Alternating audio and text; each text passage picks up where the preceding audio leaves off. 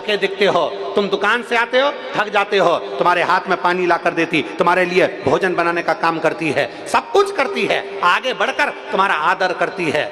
और हम क्या समझते हैं कि ये हमसे छोटी है, हम इसको ऐसा करें, हम ऐसा दबा कर चलें ना। मेरे शंकर भगवान ने माता पार्वती को अपने बराबर का समझा है और बराबर के लेवल पे लेकर चले हैं। सम्मान दीजिए।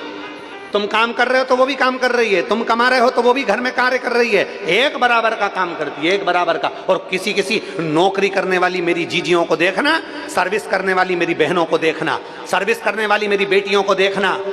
पति भी नौकरी कर रहा है और पत्नी भी नौकरी कर रही है, उस घर की स्थिति देखना।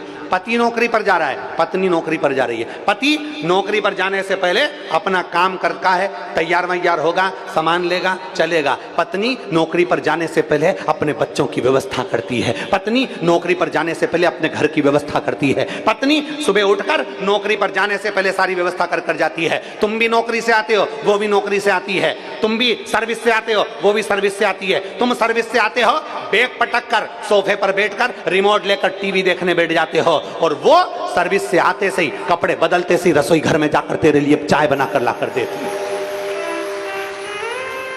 सर्विस वो भी कर रही है, सर्विस तुम भी कर रहे हो। नौकरी वो भी कर रही है, नौकरी तुम भी कर रहे हो। भगवान शंकर की कथा कहती है, नारी को सम्मान देना तुम देव कहलाओगे, पर नारी को बराबर पर लाकर खड़ा कर देना तुम महादेव कहलाओगे। अपने बराबर का समझ, ये मेरे साथ है, कदम से कदम मिलाकर चलने वाली मेरी अर्धांगिनी, मेरी पत्नी, मेरी नारी, ये स्त्री, मेरी माँ, मेरे घर की मेरी बहन, मेरी घर की बहू, मेरे घर की बेटी, मेरी घर की पत्नी, ये मेरे साथ कदम से कदम मिलाकर चलने वाली है।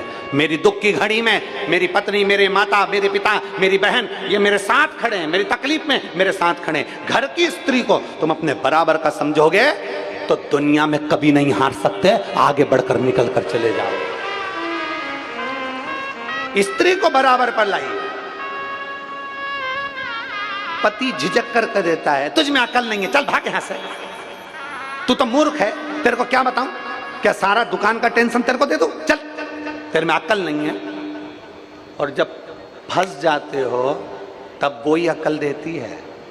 सुनो, मेरे पास में सोने का मंगलसूत्र और 2 चूड़ी रखी है, तुम कुछ गलत काम मत करना, तुम मरने की नहीं सोचना। हो गया ना, कोई बात नहीं, ये मंगलसूत्र चूड़ी ले जाओ, सुनार के यहाँ देना और कह देना थोड़ा सा पैसा दे दे, मेरे को कर्जा हो गया है। बाद में वही काम आती है।